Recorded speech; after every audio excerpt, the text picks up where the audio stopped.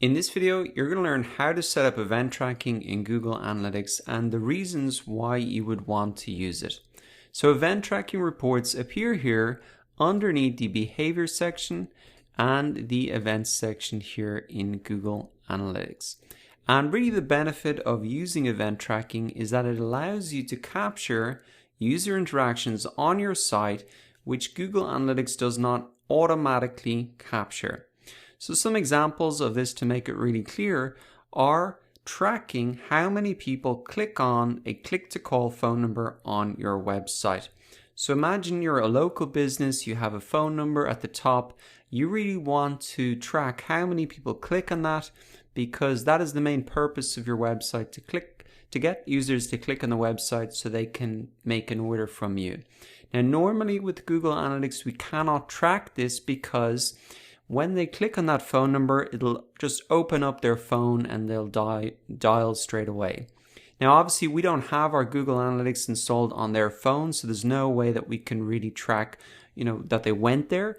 And also, it's not like when they click on that link, they go to a thank you page that we could track like we normally do with goals in Google Analytics. So that's a very clear example for event tracking, and it's probably the most common use case, but there are plenty of other ones as well, such as clicking on an external link to a third-party live chat application. Again, we can't track this because it's not like they're going to another page on our website, and obviously we don't have our Google Analytics installed on this third-party tool. So that's another example.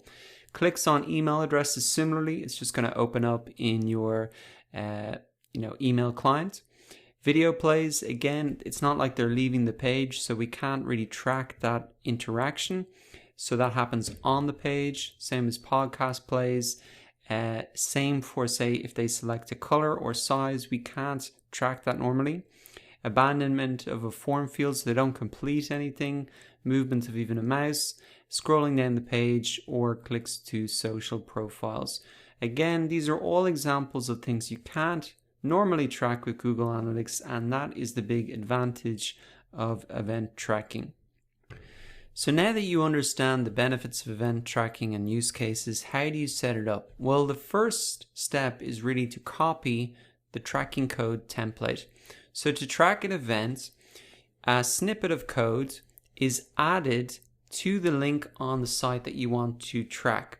And when the link is clicked, this interaction is tracked and displayed as events in Google Analytics like we have seen here.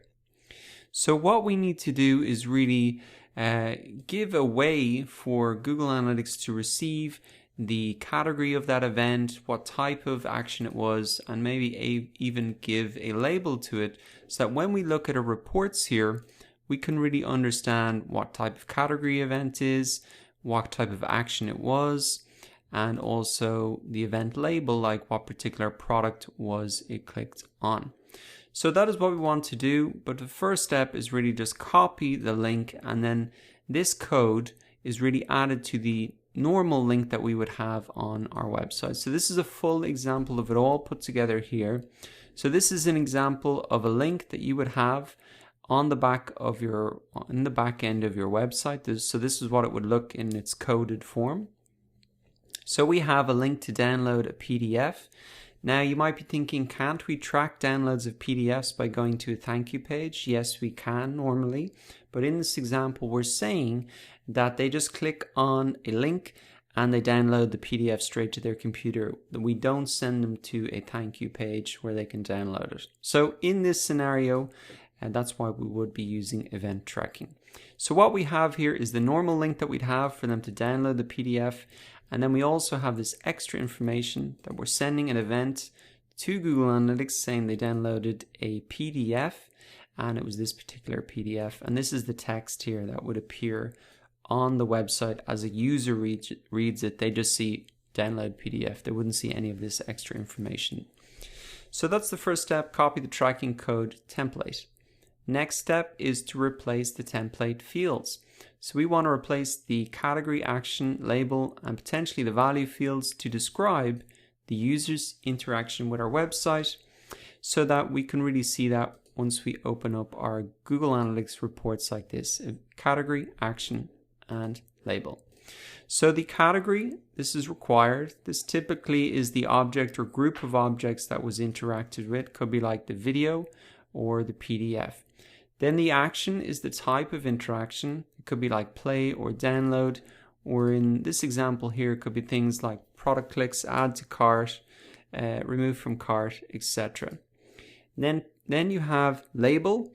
So this is useful for summarizing what the event is about. For example, the name of the video or the name of the PDF, or in these examples here, it's the name of the particular product.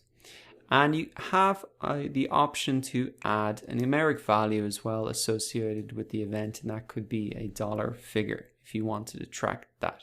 So that's step 2, replace those template fields so you can really send information about the interaction to Google Analytics. Now, step number 3 is to implement the tracking code. So you need to manually add this link plus all this extra event tracking code to your website. So you'll need to log in to the back end of your website and add this code in. And this is really the full example once again. That's what it's going to look like when you code it in, or just copy and paste that. But this is all that the user will see when they click on your website. So to summarize, in this video we've looked at the 3 steps to set up event tracking, the use cases for it, and how to find the reports in Google Analytics. So what I'll do is I'll put the template for event tracking in the description of this video along with the example, so you can really take that and use it for yourself and track those user interactions in Google Analytics.